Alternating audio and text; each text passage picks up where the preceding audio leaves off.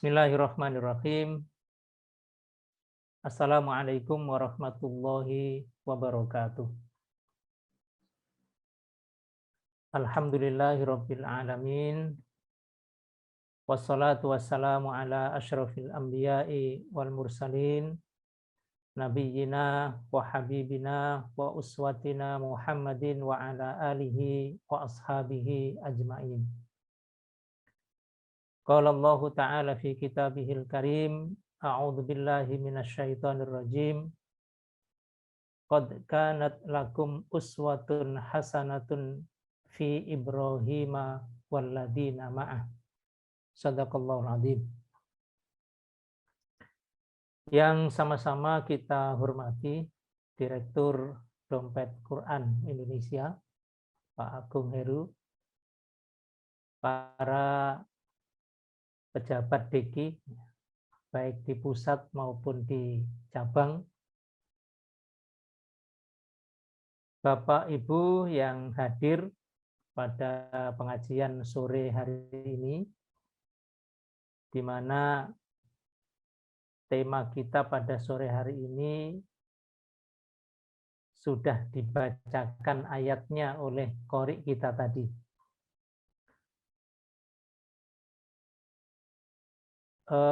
Waktu saya sampai jam berapa ini?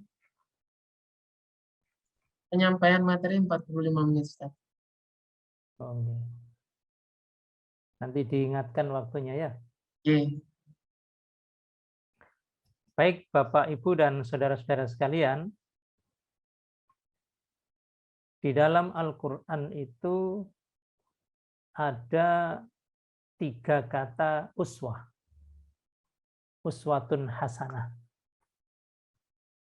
1 untuk Nabi kita Muhammad sallallahu alaihi wasallam di dalam surat Al-Ahzab yang sering kita baca pada saat Maulid.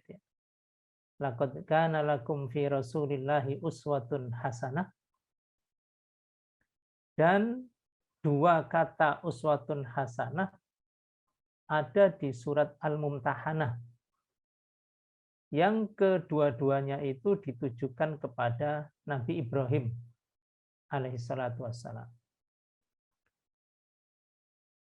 Kalau untuk Nabi Muhammad sallallahu alaihi wasallam itu ayatnya berbunyi laqad kana lakum fi Rasulillahi uswatun hasanah.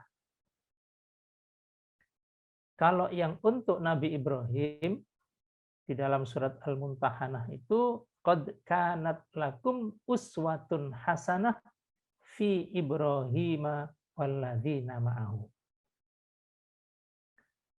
Saya ingin mengatakan bahwa teladan utama bagi kita tetap Rasulullah Sallallahu Alaihi Wasallam, tetapi ada juga keteladanan yang patut kita tiru, khususnya ini terkait dengan tema kita, yaitu pada Nabi Ibrahim dan keluarga. Karena itu saya membatasi kajian kita pada sore ini pada surat Ibrahim ayat 37.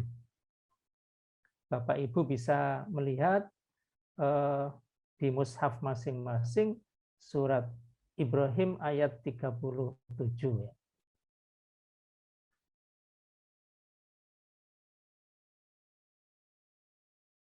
Atau saya mau share screen surat Ibrahim ayat 37 biar bisa disaksikan bareng-bareng begitu.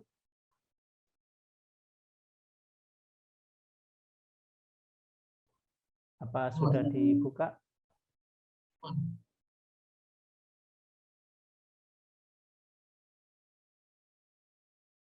Baik.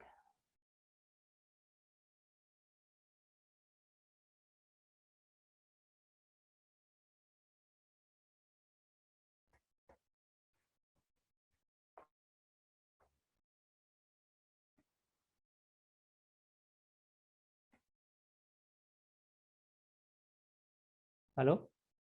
Ya, Ustaz, halo. Apa sudah muncul? Sudah, alhamdulillah, Ustaz. Satu ayat kajian kita, mudah-mudahan cukup waktu buat kita ya.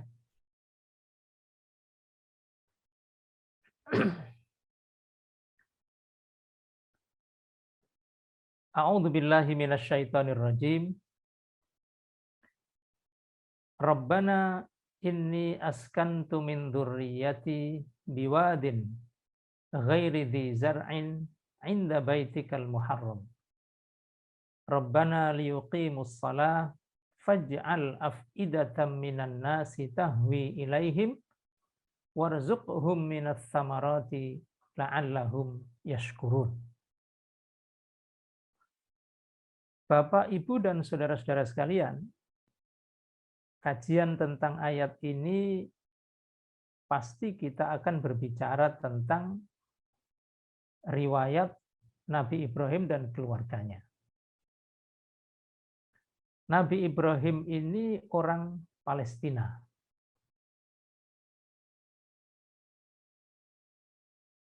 Memiliki 2 orang istri, yaitu Sarah dan Hajar.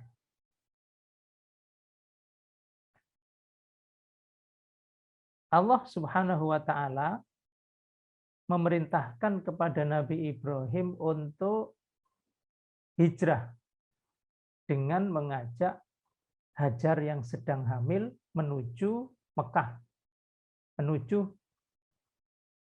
yang sekarang disebut Makkah, dengan tetap meninggalkan Sarah berada di Palestina. Dan kita bisa membayangkan bagaimana Nabi Ibrahim berdua dengan Hajar yang saat itu dalam keadaan hamil, menempuh perjalanan yang tidak dekat dari Palestina ke Mekah.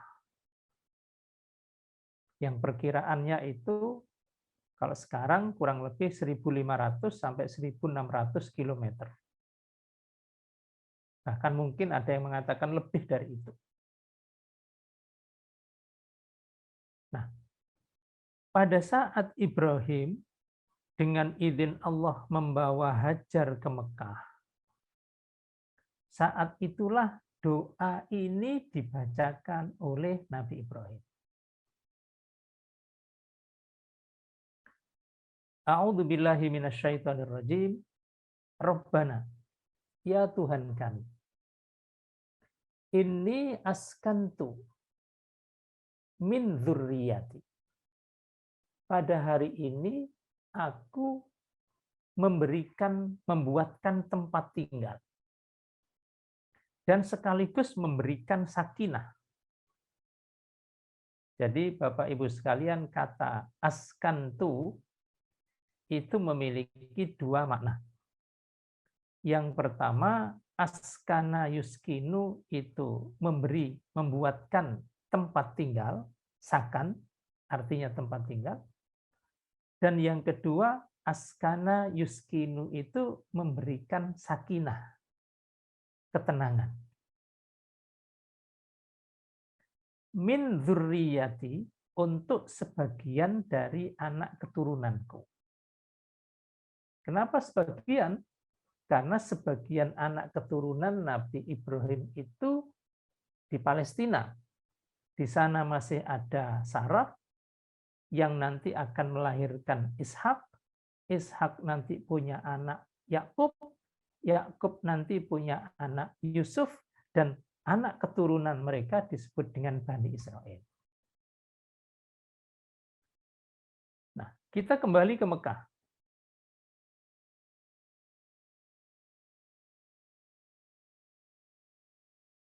Ini askantu. Pada hari ini ya Allah, aku buatkan untuk keluargaku rumah, sekaligus aku berikan kepada mereka sakinah, ketenangan. Pertanyaannya, Bapak Ibu sekalian, apa yang waktu itu dibangun oleh Ibrahim? Kok bisa memberikan ketenangan? Apakah yang dibangun Ibrahim waktu itu rumah seperti rumah kita? Enggak. Apakah waktu itu yang dibangun oleh Nabi Ibrahim adalah rumah dengan segala fasilitasnya yang cukup lengkap? Ternyata tidak. Yang waktu itu dibangun oleh Nabi Ibrahim adalah yang biasa kita sebut sekarang dengan nama kemah. Selembar mungkin kain atau apa saat itu yang di tengahnya ada tiang, lalu di setiap sudut pinggir tepi-tepinya itu ada patok. Itu yang diharapkan bisa menghindarkan Hajar dan nanti anaknya dari hujan, dari panas matahari, dari debu-debu padang pasir yang mungkin menerpa itu. Apanya yang bisa membuat sakinah tinggal di tempat seperti itu? Yang patut menjadi catatan kita adalah ini. Jadi ternyata sakinah, ketentraman di dalam keluarga itu sama sekali tidak ditentukan oleh fasilitas. Bukan bawaan dari sarana. Betapa banyak saat ini rumah megah, fasilitas cukup, bahkan lebih dari sekedar cukup, tapi di dalamnya tidak ada sakinah. Di dalamnya tidak ada sakinah. Tapi sebaliknya ada yang menurut orang rumah ini sangat sederhana. Bahkan mungkin ada yang mengatakan tidak layak huni. Tapi justru di dalamnya ada ketenangan. Jadi ini contoh. Bukan berarti kita mencontoh Nabi Ibrahim kemudian kita bikin kemah lagi. Bukan itu. Tetapi bagaimana seorang suami, seorang kepala keluarga menunaikan kewajibannya, memberikan tempat tinggal, sekaligus memberikan ketenangan. Ini yang patut kita catat. Yang pertama, Pak Direktur ini. Bagaimana tanggung jawab seorang suami, seorang ayah, tidak hanya dengan membangun, mendirikan rumah, tapi juga rumah yang di situ ada sakinahnya. Mungkin saat ini rumahnya masih ngontrak, bisa jadi. Tapi sakinah kan bukan bawaan kontrakan. Sakinah bisa ada di mana-mana. Atau masih ikut keluarga besar, atau ikut orang tua, atau ikut mertua. Karena kemampuan ya. Tapi sakinah harus tetap diciptakan.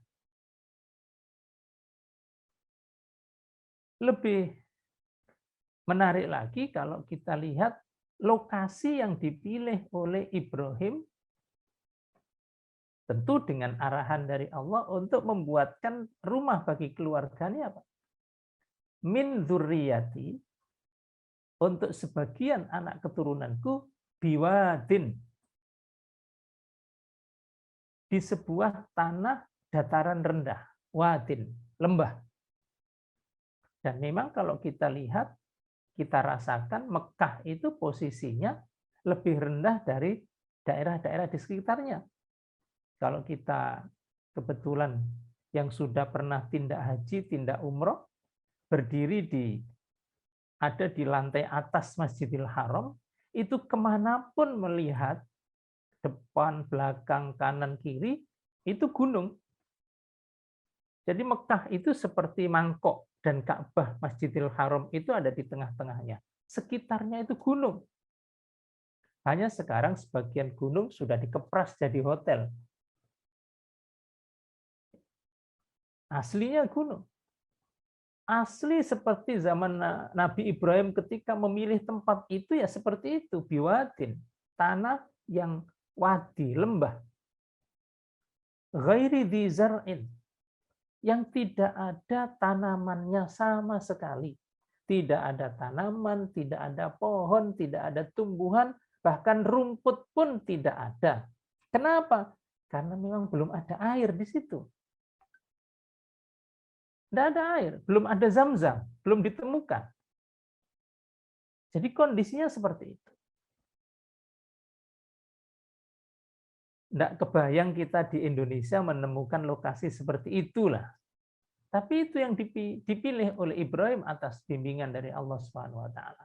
Biwadin ghairi dzi zar'in 'inda baitikal muharram.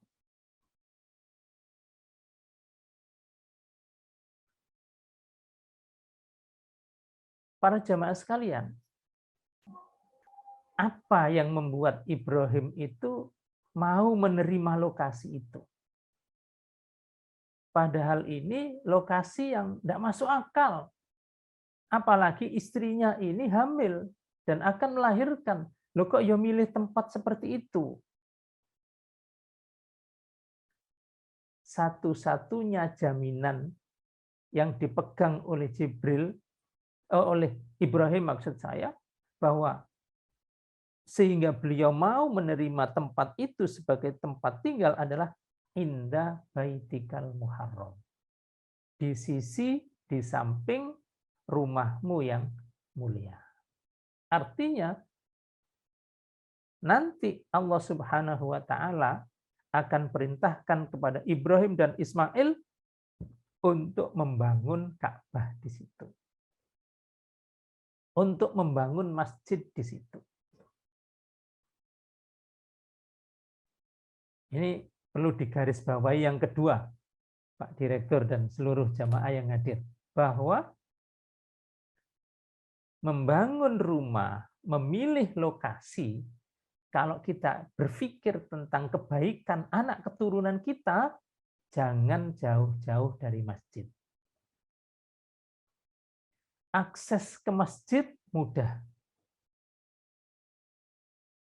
Karena sebagian orang memilih lokasi untuk ngontrak rumah, untuk beli rumah, itu bukan masjidnya, tapi pasar. Dekat pasar. Ya wis nang kene ae, parek pasar. Ya sudah di sini aja dekat tempat kerja. Itu tidak salah. Cuma Nabi Ibrahim dulu tidak berpikir pasar, berpikir tentang tempat kerja. Yang dipikirkan oleh Nabi Ibrahim saat itu adalah indah baitikal muharram. Dekat dengan Baitullah. Dan ini jaminan. Baik. Saya berhenti di situ dulu.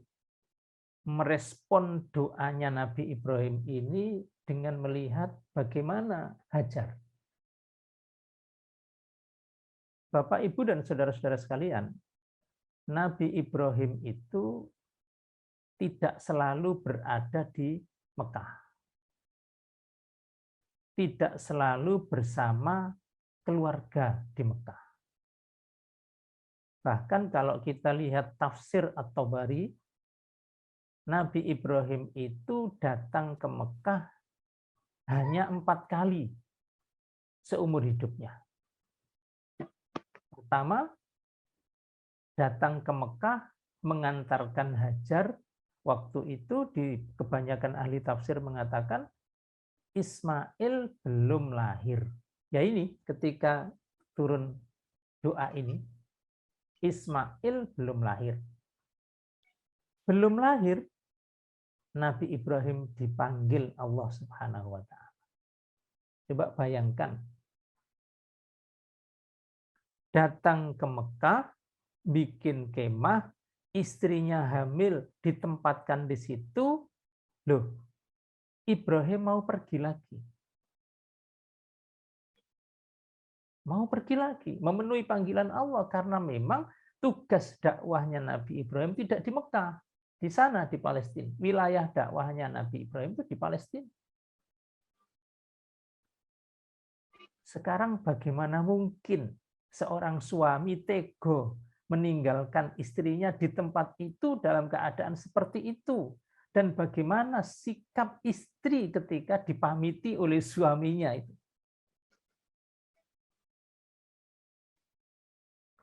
Nabi Ibrahim ketika diperintah Allah meninggalkan Mekah,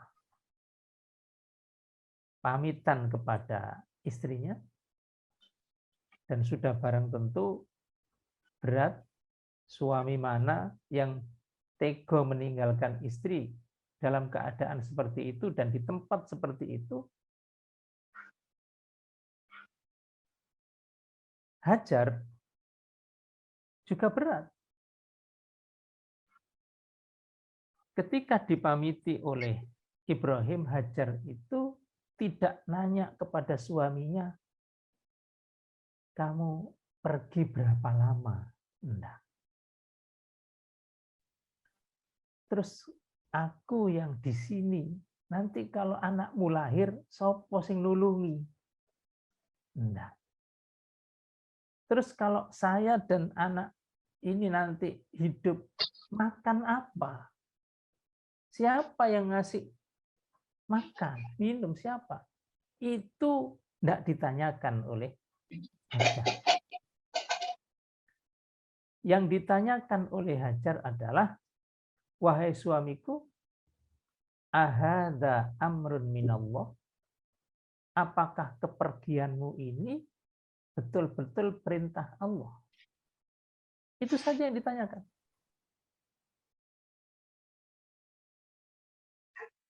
Kamu meninggalkan aku di sini seorang diri dalam keadaan hamil, tidak ada siapa-siapa, tidak ada apa-apa.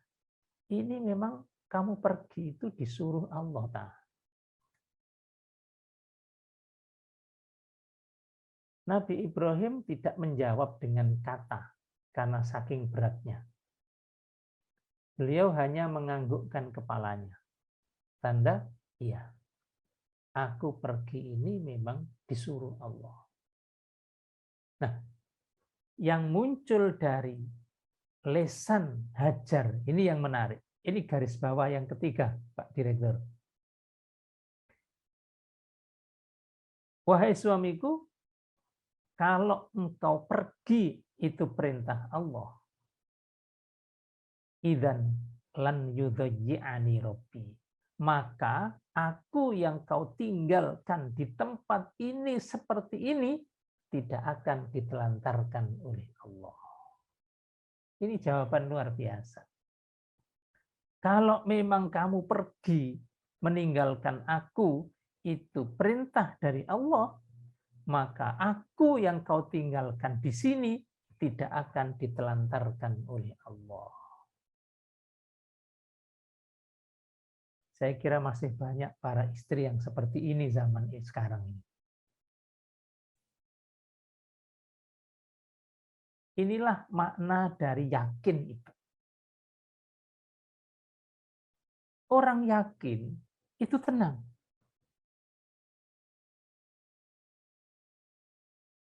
Dulu pernah ada orang yang membuat perumpamaan keyakinan itu, ada seorang ayah yang melempar-lemparkan bayinya ke atas. Menimang-nimang terus diuncalno gitu kan ada. Kenapa bayi itu tertawa? Padahal nyawanya terancam secara logika. Diuncalno. Tertawa-tawa bahagia. Kenapa? Karena bayi itu yakin bahwa ayahnya akan nadai, bahwa orang tuanya tidak akan meninggalkan dia. Karena ketenangan itulah, maka bayi itu tertawa. Coba kalau bayi dilempar terus ngerti bapaknya Melayu, ya nangis lah. Nah, Hajar itu seperti itu. Ya. Dia sendiri butuh teman, butuh makan, butuh air, butuh segala sesuatu yang akan membantu persalinannya, kelahirannya Ismail. Tapi kok malah ditinggal oleh suaminya itu loh. Dari mana dia bisa tenang? Tenang itu ketika dia mendengar jawaban bahwa aku pergi ini adalah perintah Allah. Kata Ibrahim, maka Hajar mengatakan, berarti aku yang kau tinggalkan di sini tidak akan ditelantarkan oleh Allah Subhanahu wa taala. Sekali lagi, inilah makna keyakinan. Setelah itu Nabi Ibrahim pergi. Berapa lama Nabi Ibrahim datang lagi ke Mekah itu ketika diperkirakan Ismail umur 5, 6, atau 7 tahun. Ketika datang perintah Allah untuk menyembelih Ismail. Ditinggal suwe, teko-teko wong nyembelih. Dan Hajar pasrah. Ini perintah Allah jelas ini. Yang akhirnya diganjar oleh Allah. Kepasrahan Ismail itu, keyakinannya Hajar, ketaatannya Ibrahim kepada Allah dibalas oleh Allah dengan kurban yang besar. Tidak lama setelah itu Ibrahim ke Palestina lagi. Tidak lama. Datang-datang ketika Ismail sudah dewasa dan bersama Ibrahim diperintah oleh Allah untuk membangun Ka'bah. Sudah dewasa Ismail. Setelah Ka'bah jadi, Ibrahim berangkat lagi ke Palestina dan datang keempat kalinya ketika Ismail sudah punya istri. Kembali kita ke Hajar. Betapa hebatnya seorang ibu yang bernama Hajar ini. Dia lebih sering ditinggal oleh suaminya daripada dibersamai oleh suaminya. Dia lebih sering mendidik anaknya sebagai single parents saat ini ya. Tetapi mampu mendidik, memelihara, menjaga sampai Ismail dewasa dan menjadi orang yang baik. Itu yang hebat dari Hajar. Di tengah kekurangan semua yang ada. Fasilitas hidup tidak ada. Itulah hebatnya Hajar. Nah ini saya tadi mundur sebentar. Nah sekarang balik lagi ke ayat. Jadi yang membuat Ibrahim yakin bahwa keluarganya ini akan tenang, keluarganya akan menjadi baik-baik, meskipun saat itu ditinggal pergi dan tinggal bersama suasana yang sangat berat, adalah masjid. Inda baitikal muharram, yaitu di samping rumahmu yang mulia. Doa yang kedua Nabi Ibrahim adalah Rabbana liyuqimus shalah. Ya Tuhan kami, mudah-mudahan anak-anakku nanti orang-orang yang mendirikan sholat. Jadi ternyata alasan Nabi Ibrahim diarahkan oleh Allah membuat tempat tinggal untuk keluarganya di dekat masjid adalah agar anak-anak itu nanti dekat ke masjid, selalu melihat ke masjid, mudah untuk pulang pergi ke masjid dan mendirikan sholat. Ini catatan yang keempat. Meskipun ya akeh wong omahe parek masjid nang gak tau nang masjid itu ya akeh.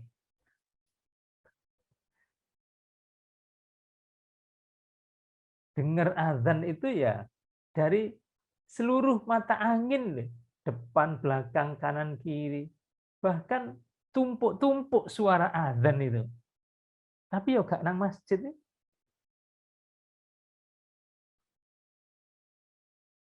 Sholat.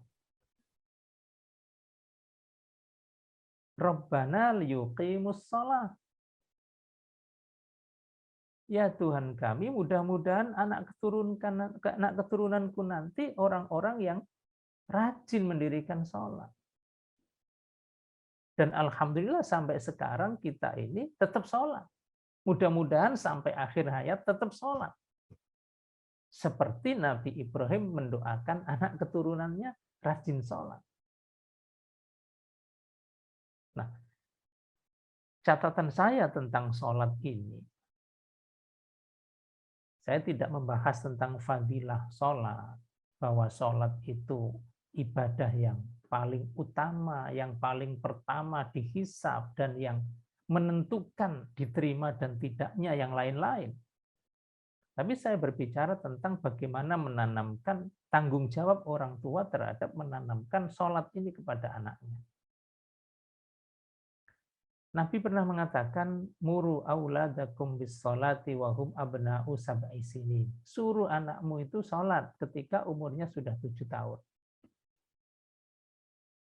Umur 7 tahun itu apakah sudah balik? Kok sudah disuruh? Kebanyakan belum. Apalagi laki-laki. Nah, kok sudah disuruh? Inilah namanya pendidikan. Pendidikan itu harus mendahului umur kewajiban. Seperti anak perempuan kita ketika sore berangkat ke TPQ, pakai busana muslimah, umur 4-5 tahun. Apakah sudah wajib? Belum lah, belum akil balik. Makanya pendidikan itu harus mendahului usia kewajiban. Nah, termasuk mendidik sholat. Umur 7 tahun belum wajib, tapi sudah disuruh karena kita mendidik. Sama dengan puasa, juga begitu. Anak belum balik, belum kena mukallaf, wajib puasa. Tapi kenapa sejak kecil sudah kita ajari puasa? Karena itu mendidik. Umur 7 tahun. Wadribuhum 'alaiha wa hum abna'u asyri sinin. Pukul anakmu, kasih sanksi anakmu, sanksi yang mendidik, kalau umurnya sudah 10 tahun tapi tidak mau sholat juga. Ini juga tanggung jawab orang tua. Umur 7 tahun menyuruh anak, mendidik anak sholat juga orang tua, memberi sanksi kepada anak yang tidak sholat juga kewajiban orang tua. Na'udzubillah, sampai SMP, SMA, tidak sholat, na'udzubillah. Umur 10 tahun aja, kelas 4 SD, sudah harus menanggung risiko fisik kalau tidak sholat. Nah ini ada yang lulus SD belum sholat, SMP tidak paham sholat, SMA tidak juga kunjung ke masjid ketika ada panggilan sholat. Na'udzubillah. Orang tua kita yang introspeksi. Apakah sudah selesai ketika lulus SD kewajiban orang tua mendidik anak? Tidak selesai. Fatimah radhiyallahu anha, putri Nabi, pernah cerita bahwa Rasulullah itu kalau subuh berangkat dari rumah beliau menuju masjid itu melintas di depan rumahnya Fatimah. Padahal Fatimah ini sudah punya suami, Ali bin Abi Thalib, sudah punya anak Hasan Husain, tapi Nabi itu setiap subuh melintas di depan rumahnya Fatimah kemudian mengetuk pintu. Ala tusollian, ala takuman. Dua orang, Fatimah, Ali. Ala tusollian. Ini gak sholat tak? Ala takuman, tangi-tangi. Begitu. Ini anak sudah punya keluarga sendiri, sudah punya rumah tinggal sendiri, pisah dengan orang tuanya, tapi Nabi memberi contoh kita untuk tetap bertanggung jawab terhadap sholat anak-anak kita. Dan itu sudah dimulai dari doa Nabi Ibrahim, Rabbana liyuqimus shalah. Ya Allah, ya Tuhan kami, mudah-mudahan anakku menjadi orang-orang yang rajin sholat.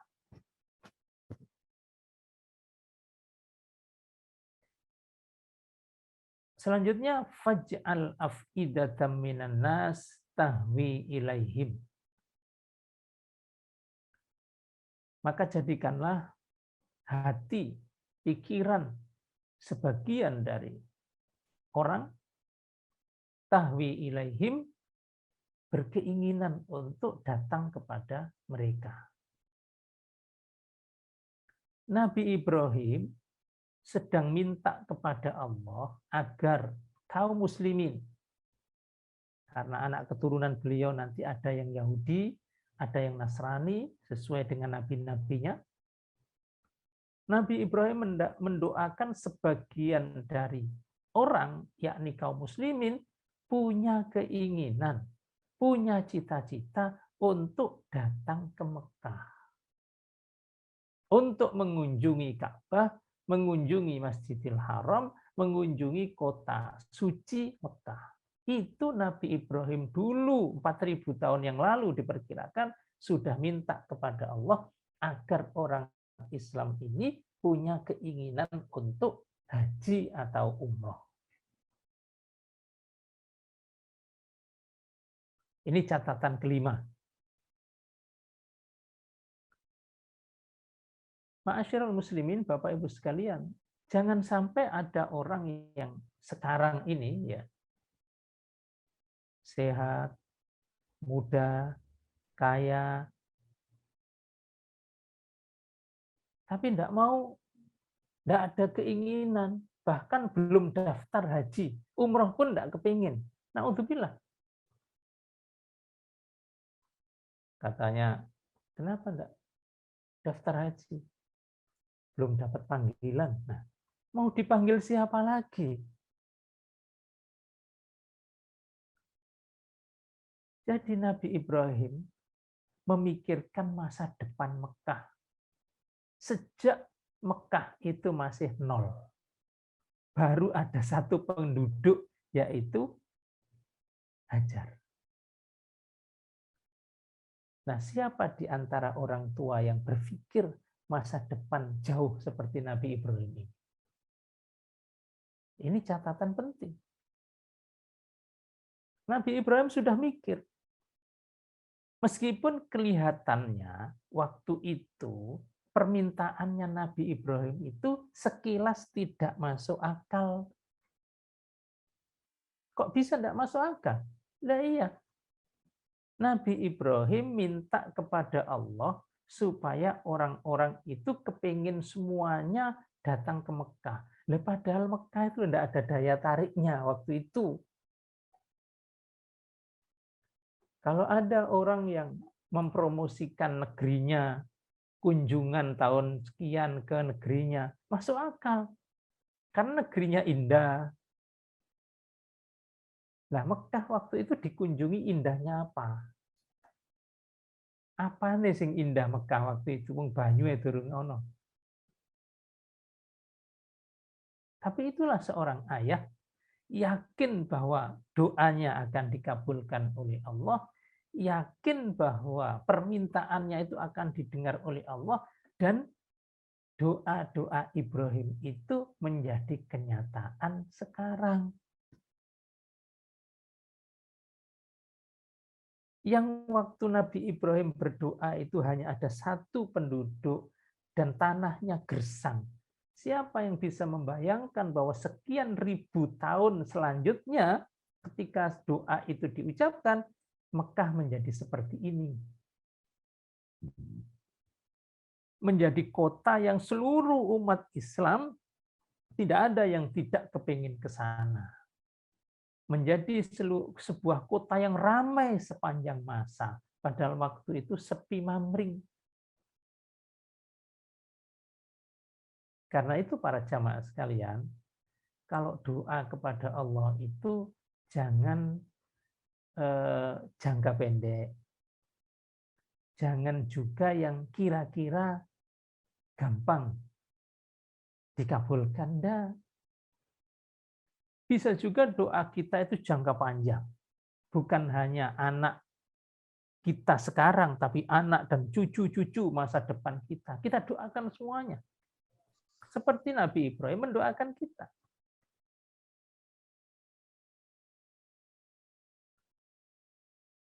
Catatan yang keenam adalah warzuqhum minas samarat. Ya Allah, karuniailah orang-orang Mekah anak keturunanku yang tinggal di Mekah ini, beri mereka buah-buahan. La'allahum yashkurun, agar mereka bersyukur. Ini lebih tidak masuk akal lagi doanya Nabi Ibrahim. Luwung banyu gak ono. Kok njaluk buah-buahan itu? Tidak logis. Tapi siapa yang membayangkan bahwa sekian ribu tahun kemudian Mekah itu penuh dengan buah-buahan. Hari ini orang yang haji umroh mau kepingin rindu buah apa? Ada.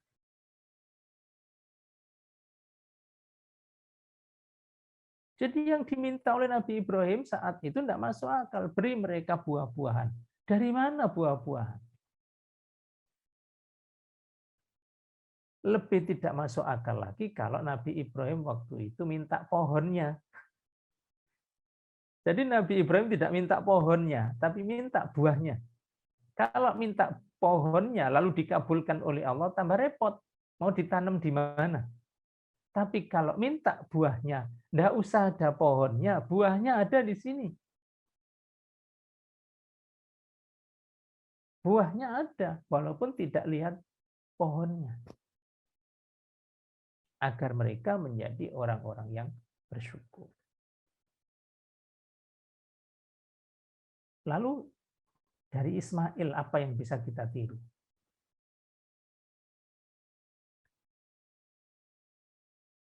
Ketika Nabi Ibrahim datang untuk kedua kalinya ke Mekah tadi, Nabi Ibrahim bilang kepada anaknya yang lucu, ganteng, kata Nabi Ibrahim, inni aro fil manami anni azbahuk. Fandur madza taro. Nah, ayah bermimpi, ayah menyembelih kamu. Fandur madza taro. Menurut kamu gimana? Ini menggambarkan betapa beratnya seorang ayah ketika diperintah Allah menyembelih anaknya. Biasanya kalau wahyu itu perintah ya perintah, larangan ya larangan. Nah ini kok pakai minta pendapat. Fandur madza taro. Menurut awakmu piye nak? Betapa beratnya orang tua. Apa jawaban Ismail? Yang justru jawaban Ismail ini menguatkan keraguan, kebimbangan ayahnya. Dan ini catatan ketujuh. Qala ya abatif al ma tu'mar. Ayah, if al ma tu'mar. Laksanakan apa yang diperintahkan kepadamu. Satajiduni insyaallahu minas sabirin. Kau akan dapati aku termasuk orang yang sabar.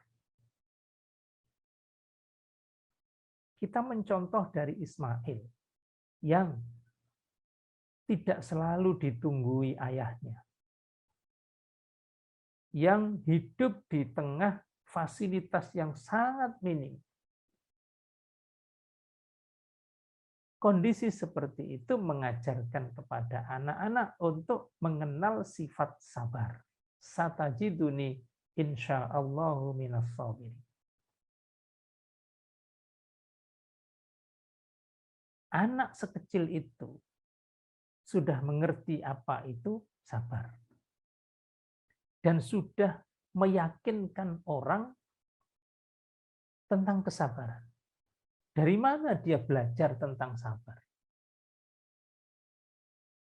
Yang perlu kita perhatikan adalah ketika ayahnya sabar, ibunya sabar, punya anak sabar itu tidak terlalu sulit. Karena ada contoh. Yang sulit itu ketika ayahnya tidak sabar, naudzubillah, ibunya bukan orang yang sabar, kepingin punya anak sabar. Itu repot. Paling ya jenengi anak itu sabar. Kalau itu mudah. Kalau ada ayahnya rajin sholat ke masjid, ibunya rajin sholat, lalu kepingin punya anak yang rajin sholat, rajin ke masjid, itu mudah. Karena ada contohnya. Yang susah adalah ketika ayahnya tidak rajin sholat, tidak rajin ke masjid, ketika ibunya naudzubillah tidak rajin sholat, lalu kepingin punya anak yang rajin sholat, rajin ke masjid. Nah itu susah. Karena tidak ada contohnya. Kecuali jika Allah mentakdirkan yang beda. Ketika ayahnya jujur, ibunya jujur, kepingin punya anak yang jujur, ada contohnya. Cetakannya itu ada. Tapi kalau orang tuanya sering bohong, lalu kepingin punya anak yang jujur, itu repot. Karena cetakannya tidak ada. Nah, dari situlah Bapak, Ibu, dan saudara-saudara sekalian, ada teladan dari Ibrahim, teladan dari Hajar, dan juga teladan dari anaknya. Makanya tepat di dalam surat Al-Mumtahanah, Allah mengatakan, qad kanat lakum uswatun hasanah fi Ibrahim walladzina ma'ahu. Sungguh telah ada teladan yang baik, contoh yang baik bagi kamu pada diri Ibrahim dan orang-orang yang bersamanya. Saya kira itu, Ustaz, apa yang bisa saya sampaikan. Jadi kita dibatasi oleh ayat ini, tapi sebelumnya dibatasi oleh ilmu saya yang cukup ngepres pas-pasan segitu. Tentu kalau kita kaji lebih luas lagi, insya Allah lebih banyak lagi pelajaran-pelajaran yang bisa kita ambil. Prinsipnya dalam kehidupan berumah tangga, dalam kehidupan berkeluarga antara orang tua, ayah, atau ibu, atau anak, bagaimana kita bisa meniru, mencontoh poin-poin penting pada diri Nabi Ibrahim dan keluarganya. Demikian, kurang lebihnya mohon dimaafkan. Aku qauli hadza wa astaghfirullah. Assalamualaikum warahmatullahi wabarakatuh. Waalaikumsalam warahmatullahi wabarakatuh. Alhamdulillah. Jazakallah, terima kasih kepada Kiai Haji Farid Dhofir untuk penyampaian materinya. Tadi kita sudah dijelaskan ya, kita juga sudah bahasanya dijelaskan cerita mengenai Nabi Ibrahim dengan istrinya, serta cerita mengenai anaknya juga tadi, serta doa-doa yang dipanjatkan oleh Nabi Ibrahim ketika istrinya mengandung di Nabi Ismail. Nah, selanjutnya mari kita buka sesi diskusi, nggak Ustaz? Nah, bagi para peserta kajian atau bagi para jamaah yang hadir pada sore hari ini bisa bertanya langsung dengan raise hand dulu nih. Nah, monggo yang bertanya bisa raise hand dulu, silakan. Mungkin kita membuka 2 atau 3 pertanyaan ya. Silakan yang mau bertanya silakan raise hand terlebih dahulu. Atau bisa melalui chat box juga boleh.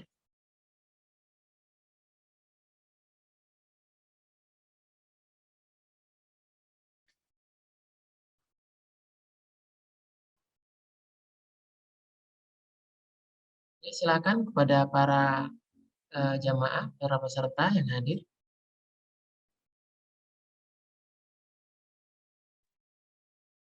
Terus pada paham gitu ya. Nah, ini ada yang langsung angkat tangan nih, Ustaz. Dari Ibu Maryam Jasmine dulu tadi. Nah, monggo Ibu Maryam Jasmine, BSD. Nah, dari BSD ini monggo bisa open mic-nya. Silakan. Ya, Assalamualaikum Ustaz. Waalaikumsalam. Ustaz mau tanya, ini kan keluarga kita itu mencontoh keluarga Nabi Ibrahim ya. Nah, kenapa ya Ustaz sebenarnya kita udah ada dikasih contoh nih keluarga Nabi Muhammad, keluarga Nabi Ibrahim. Tapi kenapa di dalam kehidupan kita sekarang ini keluarga-keluarga itu jauh dari tuntunan yang sudah ada, Ustaz? Apa penyebabnya? Apakah kita kurang ilmu tentang keluarga? Padahal sekarang lagi marak-maraknya ilmu tentang parenting itu, menurut Ustaz itu gimana ya Ustaz untuk menyikapinya ini sebagai keluarga kita itu biar seperti keluarga Nabi Ibrahim dan Nabi Muhammad. Contohnya gini, kalau misalnya tadi Ustaz kasih contoh kalau Nabi Ibrahim dia pergi terus mau pergi istrinya nggak nanya kapan pulang, kan kebalikannya sama sekarang. Nah itu gimana ya Ustaz ya? Apakah sebagai istrinya kitanya yang kurang soleha atau gimana? Assalamualaikum warahmatullahi wabarakatuh. Waalaikumsalam Waalaikumsalam warahmatullahi. Monggo Ustaz bisa dijawab pertanyaannya. Baik. Jadi alhamdulillah sekarang kajian-kajian tentang parenting itu kan banyak ya, baik yang terkait dengan hubungan komunikasi, interaksi suami istri maupun yang terkait dengan interaksi dengan anak dalam hal pendidikan. Alhamdulillah itu satu upaya baik.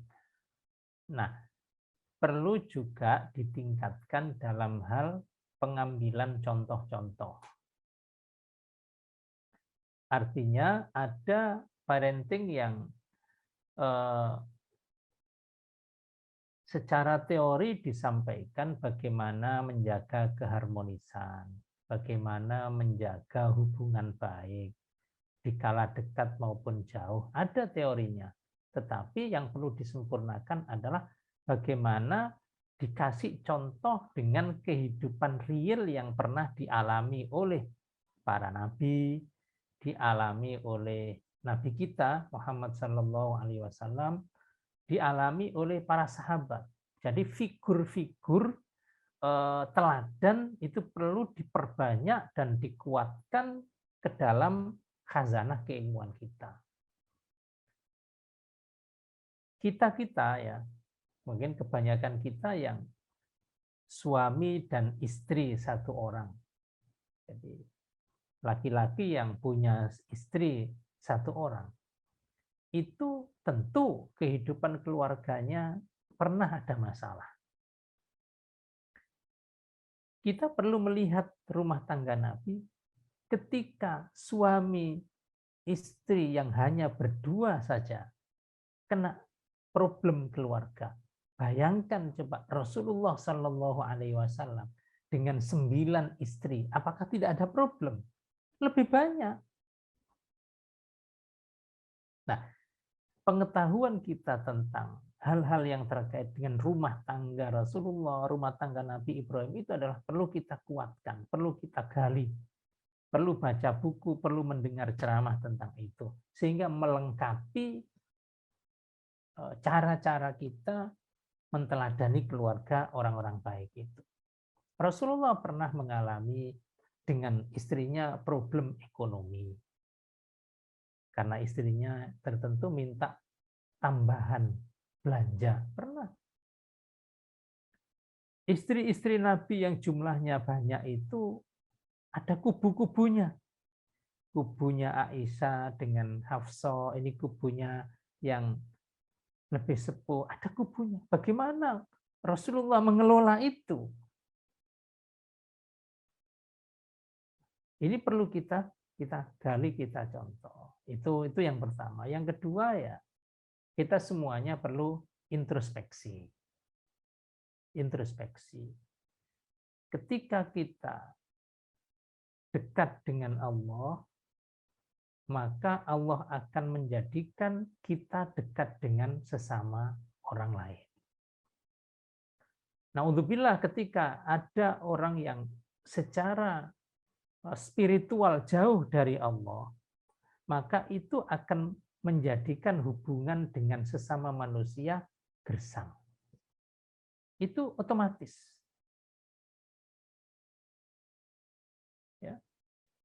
Sehingga problem-problem keluarga, problem rumah tangga, itu selain ada masalah-masalah teknis, komunikasi, grup WhatsApp, masalah Facebook, masalah macam-macam, itu pasti. Tapi yang utama adalah perlu introspeksi dengan Allah bagaimana. Dengan Allah mesra enggak? Dengan Allah harmonis enggak? Dengan Allah dekat enggak? Itu sebagai modal utama. Ini bagian dari introspeksi kita. Jadi kalau ada istri yang tidak taat, misalnya, ya kita patut introspeksi, apakah saya, suami ini sudah taat kepada Allah? Kok minta istri taat kepada saya itulah, apa saya sudah taat kepada Allah? Kan begitu introspeksinya. Begitu juga ketika istri mendapati suaminya kurang bagus interaksinya. Kenapa suami saya tidak bagus, kasar, dan seterusnya? Introspeksi sebagai seorang istri adalah, apakah selama ini interaksi saya dengan Allah itu juga bagus? Nah, begitu. Jadi, tidak saling mengoreksi pasangannya, tetapi mengoreksi diri sendiri, pertama kaitannya dengan hubungannya dengan Allah Subhanahu wa Ta'ala. Saya kira dua hal itu, Ibu Maryam, ya. Pertama, khazanah keilmuan dan pengetahuan kita tentang kehidupan rumah tangga para teladan kita itu kita perbanyak. Yang kedua, kita perlu melakukan muhasabah, introspeksi kepada terkait dengan hubungan kita dengan Allah Subhanahu wa Ta'ala sebelum mengoreksi pasangan kita. Wallahu a'lam bishawab. Ya Ustadz, jadi begini Ustadz, kalau misalnya kita menemukan konflik dalam rumah tangga kita, berarti kita harus kembalikan lagi kepada Allah gitu ya. Inti pertamanya di situ. Kalau misalnya bukannya misalnya ngerasa baik, serasa apa Ustadz, kalau misalnya ada salah satunya yang jauh misalnya dari Allah, misalnya suami kita itu sholatnya bolong-bolong, Ustadz, nah itu gimana Ustadz kita minta? Apakah harus introspeksi diri kenapa mungkin salah?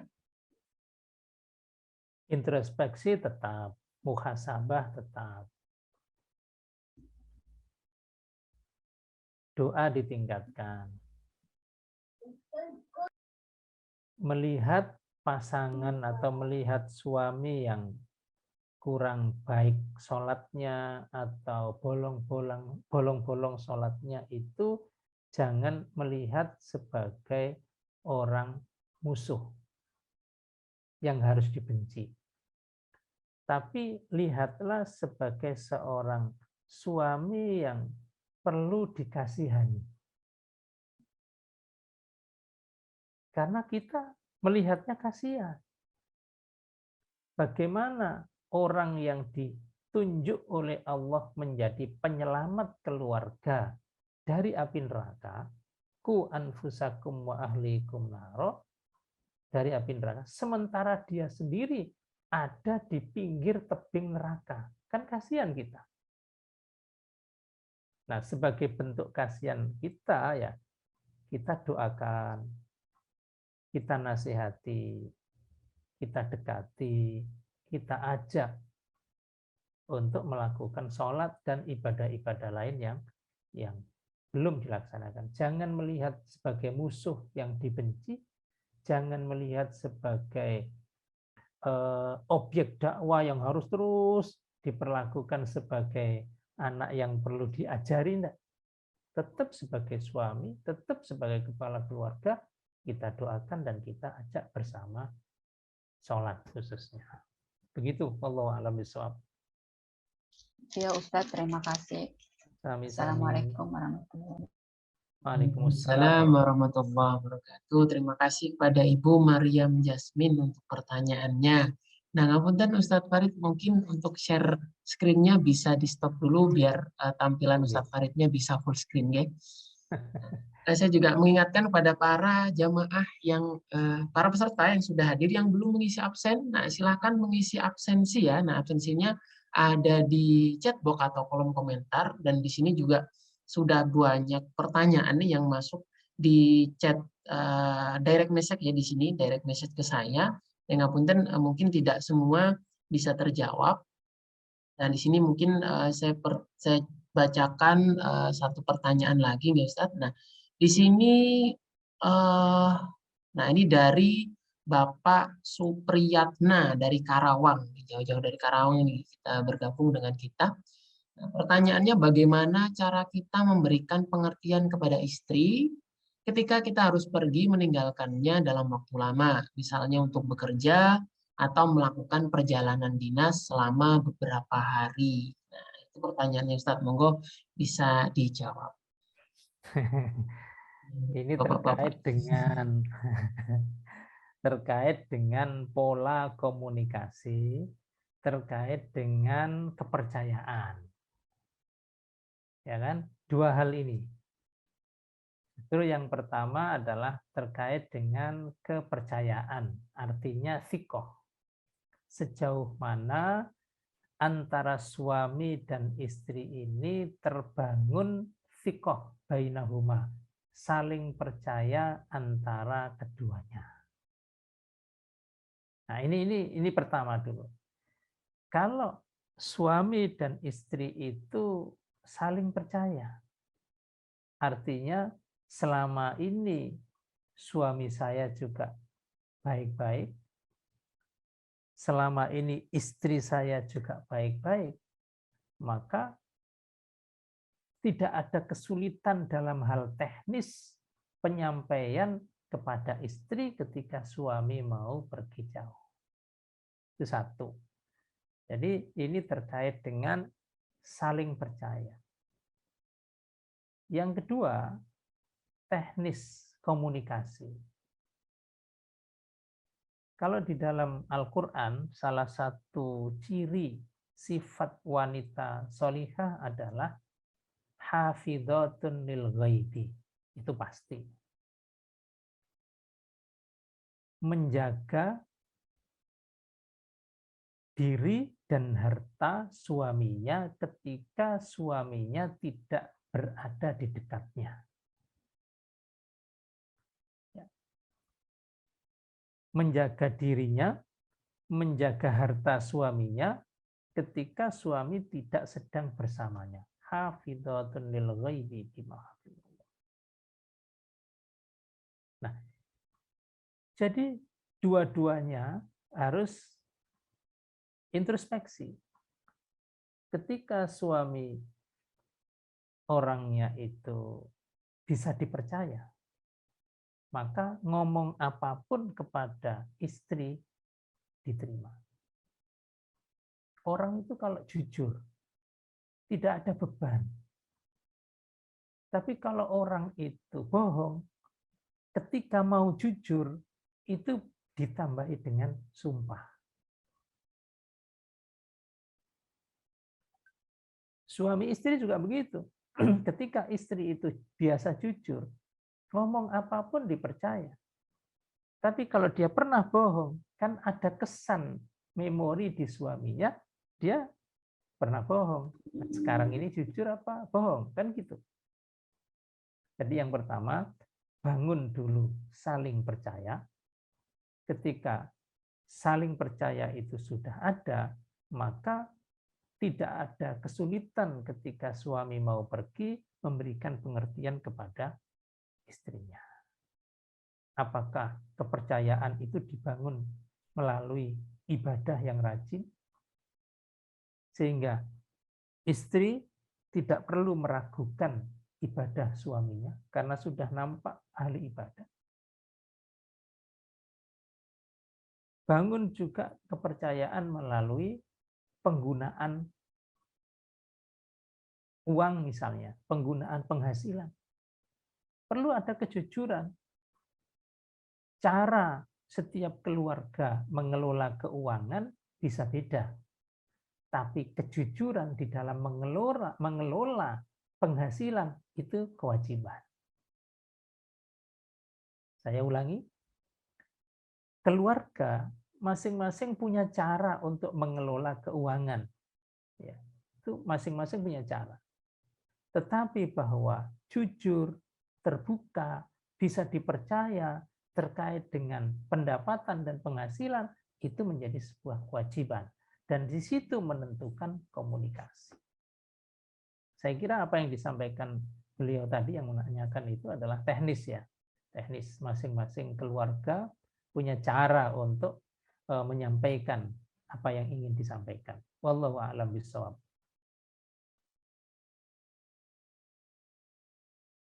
Kan sekarang karena momennya sudah mendekati kurban ya, izinkan kami dari Dompet Al-Quran memperkenalkan program kami, yakni program kurban. Nah, di sini Deki atau Dompet Al-Quran Indonesia akan menyebarluaskan daging kurban sahabat Deki.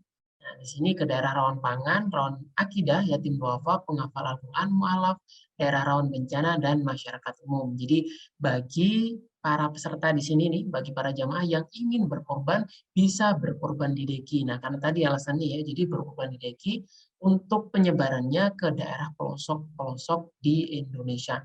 Dan untuk nilainya, nah di sini kita juga kenalkan untuk harganya untuk sapi yang mau berkorban sapi, itu senilai 18,5 juta per ekor, untuk kambing 2,5 juta per ekor, atau sapi kolektif, yakni sepertujuh ekor sapi ya. Nah, di sini nominalnya ini 2,7 juta.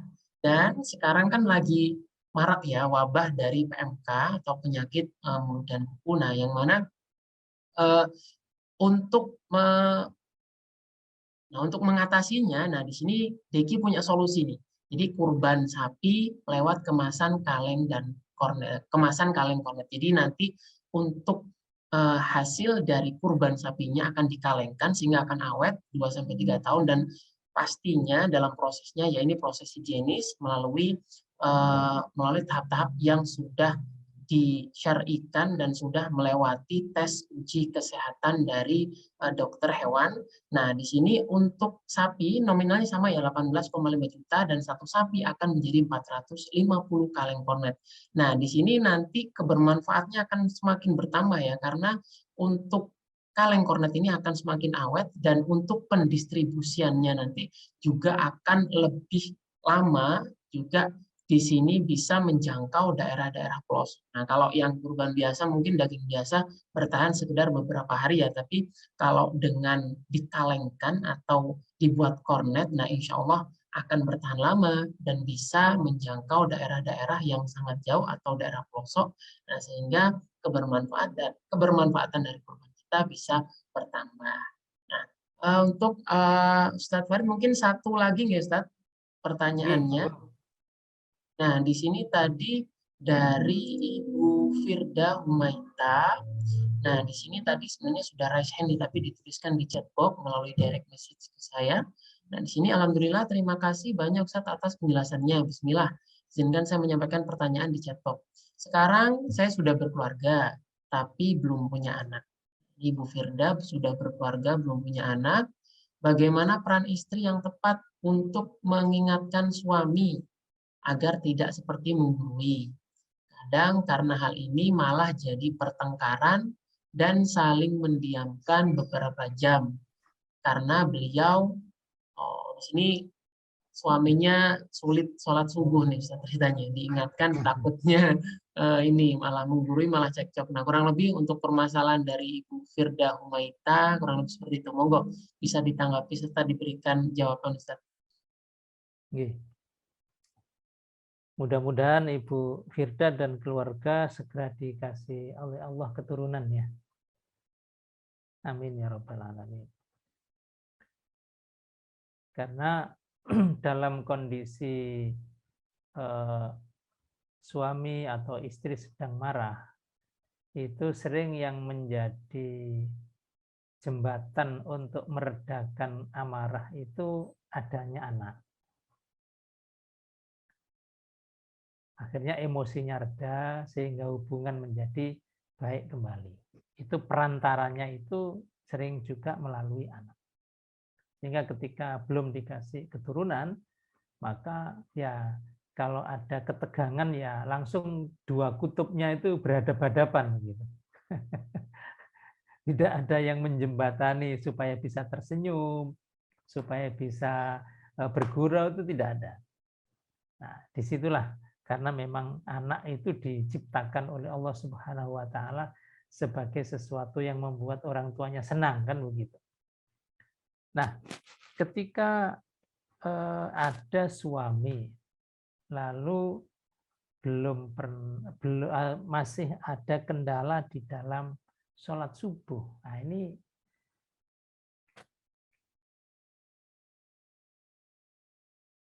kewajiban bagi seorang istri adalah tetap menasihati. Itu kewajiban. Menasihati. Karena persoalannya bukan persoalan remeh. Ini adalah persoalan sholat. Ini persoalan sholat, apalagi persoalannya sholat subuh. Kalau ekstrimnya, itu bahasa ekstrimnya. Kalau persoalannya itu persoalan sholat, kan persoalan kafir dan Islam, Muslim dan kafir. Kalau persoalannya sholat subuh, kan Muslim atau munafik, kan begitu. Karena sholat yang paling tidak disukai ke masjid ini oleh orang munafik adalah salah satunya adalah sholat subuh. Jadi pertama, suami istri ini harus memahami bahwa ini persoalan penting. Bahwa ketika ada suami yang jarang katakanlah sholat subuh, ini persoalan penting. Dan ini persoalan penting bagi istri, persoalan penting juga bagi suami. Itu satu. Yang kedua, mari kita cari solusinya. Nah, salah satunya adalah dengan menasihati tadi. Yang kedua, mencari sebab kenapa suami ini tidak sholat subuh. Susah dibangunin subuhnya. Apakah, ini teknis ya, apakah karena belum dikaruniai anak, kemudian pelampiasannya suami ini main game. Ada. Sehingga malam larut baru tidur, menjelang subuh baru tidur, subuh tidak bangun. Apakah itu masalahnya? Ataukah ketika belum dikaruniai Allah anak itu, pelampiasannya suami adalah sering nongkrong di luar rumah. Ketika nongkrong di kafe, di warung, itu akhirnya pembicaraannya tidak agamis. Diskusi perdebatannya ya tentang hal-hal yang tidak terkait dengan agama. Sehingga ghirah, cita-cita atau semangat untuk sholat subuh itu merendah. Apakah itu? Insya Allah kalau tongkrongannya di luar itu bersama para ustadz, bersama teman-teman remaja masjid, jamaah pengajian, insya Allah subuhnya tambah semangat. Nah, ini yang perlu diketahui oleh istri dan suami juga. Apa penyebabnya kok subuhnya sulit dibangunkan? Ini hal yang teknis tapi penting, karena dari situ kita memulai melakukan terapi. Dan jangan lupa didoakan. Para istri jangan lupa mendoakan suaminya agar diberi hidayah oleh Allah, disadarkan oleh Allah, dan dikembalikan ke jalan yang benar. Wallahu a'lam bishawab. Terima kasih Ustadz Farid untuk jawabannya. Nah, semoga menjawab tadi ya. Selanjutnya di sini karena keterbatasan waktu ya, di sini sudah mau jam 5. Nah, mungkin untuk acara kajian pada sore hari ini, insya Allah sebentar lagi akan kita akhiri. Dan bagi para jamaah atau para peserta yang ingin melihat nih rekamannya, nah insya Allah besok akan kita upload di YouTube Dompet Al-Quran Indonesia. Nah, monggo bisa di-searching ya di YouTube-nya, tulis saja Dompet Al-Quran Indonesia. Nah, di situ akan banyak video-video kajian serta video konten dari Dompet Al-Quran Indonesia. Nah, ini juga karena hari Senin mungkin Bapak Ibu yang dari Indonesia Tengah atau Timur yang sudah maghrib dan masih berpuasa, nah selamat berbuka puasa nih, dan juga yang di Indonesia Barat nih sebentar lagi juga maghrib. Nah, ini selamat berbuka puasa sunnah, berbuka puasa sunnah untuk hari Senin. Oke, nah untuk sekali lagi yang tadi masih belum sempat mengisi absen, nah silakan untuk mengisi absensi Bapak-bapak, Ibu-ibu sekalian. Linknya ada di chat box. Nah, di situ kita biar bisa tahu nih dari Deki di sini untuk pada sore hari ini yang bergabung dari mana saja. Karena tadi saya lihat ada yang dari Karawang, ada yang dari BSD, ada yang dari Lamongan. Nah, insya Allah semua dari beberapa daerah di Indonesia, alhamdulillah bisa berkumpul di sini semuanya. Dan saya mengingatkan sekali lagi untuk kajian parenting, Kiai Haji Farid Dovir, insya Allah akan lanjut ya. Jadi ini kajiannya rutin, insya Allah di tiap hari Senin awal bulan. Nah, jadi minggu pertama hari Senin atau di awal bulan hari Senin. Nah, insya Allah nanti akan berlanjut ke bulan depan. Nah, di sini kajiannya yakni khusus kajian untuk temanya parenting. Nah, lebih seperti itu. Nah, monggo Bapak Ibu sekalian untuk tanggalannya atau kalendernya bisa dilingkari ya. Wah, tiap Senin awal bulan kajian Kiai Haji Farid Dovir bersama Dompet Al-Quran Indonesia. Oke, nah untuk menambah keberkahan, nah semoga ilmu yang disampaikan tadi bisa bermanfaat kepada kita semua dan bisa kita amalkan di kehidupan sehari-hari. Monggo untuk Ustadz Farid Dovir mungkin bisa ditutup dengan doa Ustadz. Monggo Ustadz tafadhol.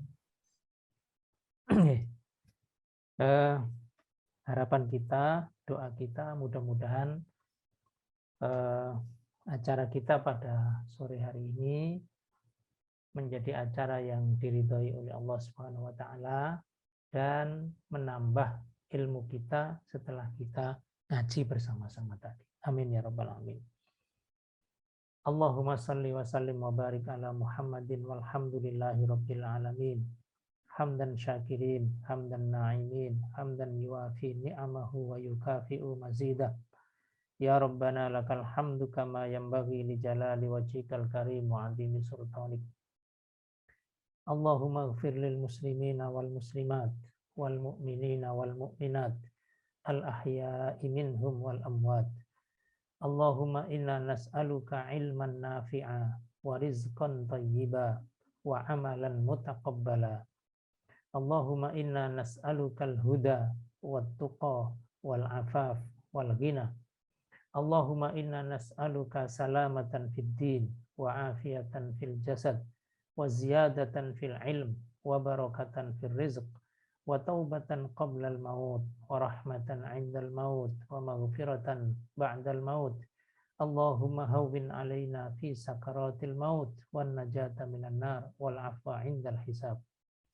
Rabbana ighfir lana wa liwalidina warhamhum kama rabbawna shighara. Rabbana hab lana min azwajina wa dhurriyyatina qurrata a'yun waj'alna lil muttaqina imama. Rabbana atina fid dunya hasanah wa fil akhirati hasanah wa qina adzaban nar. Fasubhana rabbika rabbil izzati amma yasifun wa salamun alal mursalin walhamdulillahi rabbil alamin.